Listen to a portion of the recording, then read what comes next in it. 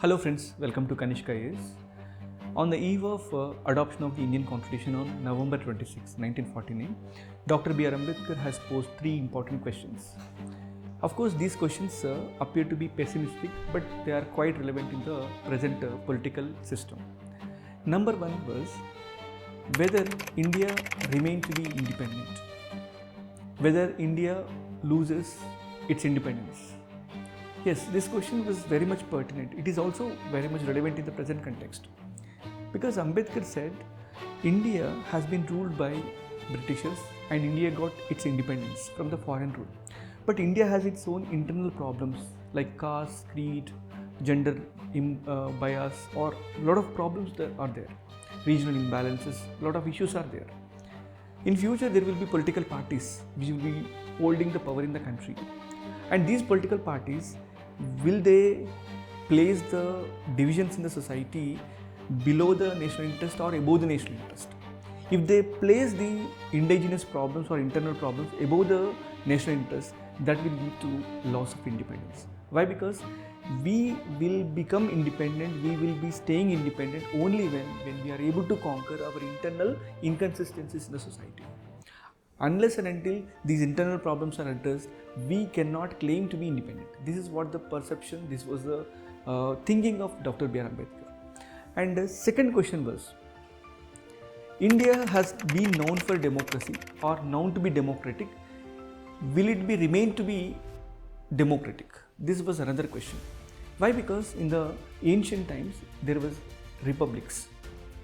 Especially in the eastern India, we could see republics. Even Buddhist Sanghas got inspired from the republics which were there.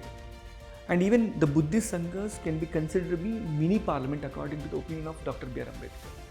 Because they did not place this kind of technical jargon that we are observing today. But of course, the similar principles have driven the proceedings of the Buddhist Sanghas. But in this particular context, whether the political parties, will they be able to stand to be democratic? Why? Because the political parties are promoting a cult worship. You can say bhakti, political bhakti. According to Dr. B.R. Ambedkar, the bhakti in the religious sense may be leading to salvation, but in the bhakti in the political context may be leading to degradation, ultimately to dictatorship. So that's why sustaining the democratic culture is also important according to Dr. B.R. Ambedkar. And question number three, whether the political democracy, will it be leading to social democracy? Why? Because yes, India is politically democratic because of the constitution. But the social democracy is another concept where the fraternity, liberty and equality are the three important ingredients for the social democracy. So according to Dr. B.R. Ambedkar, there are vulnerable sections, there are marginal sections who have been feeling the burden of being governed. Now they demand the proper contribution of theirs in the political system in the country, in the political representation. If you try to look at in the present context, the political system is not able to accommodate the diverse elements in the society. The vulnerables, the marginal sections are yet to get the due representation in the legislature, executive and judiciary. That's why these three questions raised by the Ambedkar, the architect of the constitution, still remain to be relevant.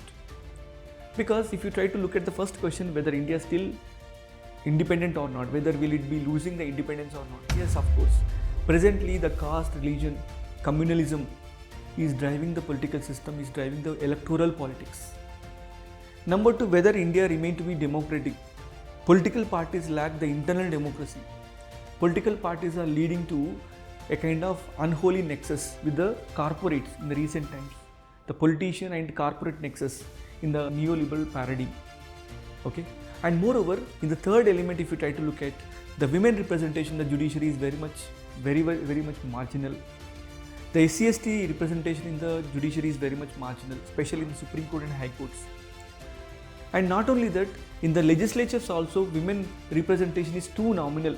It is approximately 11%. So these questions are rising.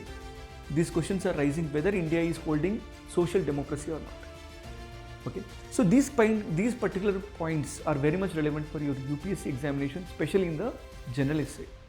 And you can also mention these critical points when you're writing general studies paper 2 answers, especially polity answers.